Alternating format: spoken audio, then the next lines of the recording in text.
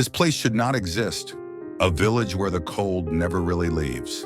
Where winter is not a season, but a way of life. Welcome to Oymyakon, the coldest inhabited place on Earth. From a distance, it looks quiet. Small houses, snow-covered roads, smoke rising slowly into the sky. It almost feels peaceful, but that feeling doesn't last long because the temperature here is extreme. It can drop below -50 degrees Celsius, sometimes even colder. Cold enough to freeze exposed skin in seconds. Breathing the air feels different, sharp, dry, almost painful, and every movement becomes harder. But people still live here, every day, every year. So how is that possible? How can anyone survive in a place like this? The answer begins with adaptation. The people here have learned how to live with the cold, not by fighting it, but by working with it. Homes are built to keep heat inside. Thick walls, small windows, everything designed to trap warmth. Because losing heat here is dangerous. Even a small drop in temperature indoors can be risky. Heating is constant. Firewood, coal, anything that can produce heat. Because without it, survival becomes impossible. But the cold affects more than just buildings. It changes everything. Cars, for example, cannot simply be turned off. Engines freeze quickly. So many vehicles are left running all day. Fuel becomes a necessity, not a convenience. And even simple tasks become difficult. Pouring water outside, it freezes almost instantly. Sometimes before it even hits the ground. Metal becomes dangerous to touch. Skin can stick to it, and pulling away can cause injury. So people learn to be careful. Every action is planned. Every movement is controlled. Because mistakes here can have consequences. But the environment also creates strange phenomena. During winter, the sun barely rises. Days are short. Darkness lasts longer. And the world feels quieter, more isolated, more distant. Then in summer, everything changes. The days become long. The sun stays in the sky for hours, almost refusing to set. And for a brief moment, the village feels different, warmer, more active. But the cold never fully disappears. It always returns, because this place is defined by extremes. But there is something even more interesting. The ground itself. Much of the land here is permafrost, frozen solid, all year round. Buildings cannot simply sit on the ground, because heat from inside can melt the ice, causing the structure to shift. So homes are built on raised foundations, keeping them stable, even in extreme conditions. And beneath that frozen ground, there are layers that have remained unchanged for thousands of years, a record of the past, preserved by the cold. But life still continues here. Despite everything, children go to school, families live their daily lives, communities stay connected. Because over time, this extreme environment becomes normal. Not easy, but familiar. And that changes perspective, because what feels impossible to outsiders becomes routine for those who live here.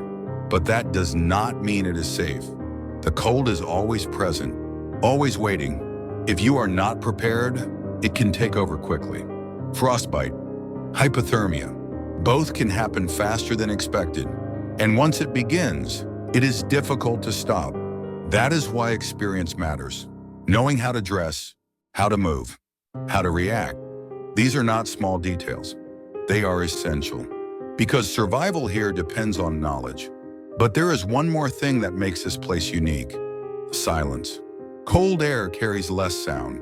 Everything feels quieter, more still.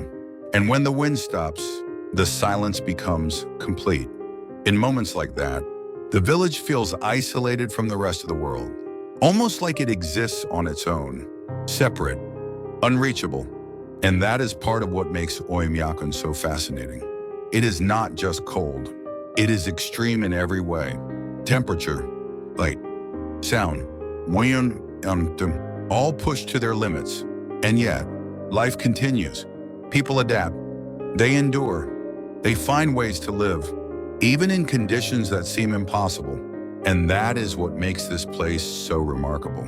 Because it shows something important, that humans can survive almost anywhere if they understand the environment and respect its limits. But even then, there are boundaries, limits that cannot be crossed. And Oymyakon sits right at that edge, where survival is possible, but never easy and never guaranteed. Standing here would feel different. The cold would be constant. The air would feel sharp. Every breath would remind you where you are, in one of the coldest places on Earth. A place that should not exist, but does, right now, still inhabited, still alive, and still enduring. But there is something even more unusual about this place. It is not just the cold itself. It is how the cold changes everything around it. Food, for example, behaves differently here. Fish can freeze solid within minutes. Meat can be stored outside. Without refrigeration, nature becomes the freezer, and time seems to slow down, because decay almost stops in extreme cold. But this also creates challenges. Fresh fruits and vegetables are rare. Transporting them is difficult, and keeping them from freezing is just as hard as keeping things cold elsewhere. Even technology struggles here. Batteries drain quickly in low temperatures. Phones can shut down without warning. Cameras stop working. Machines become unreliable because extreme cold affects everything, even the smallest details. But perhaps the most surprising thing is how people adapt mentally, because living here is not just physical, it is psychological.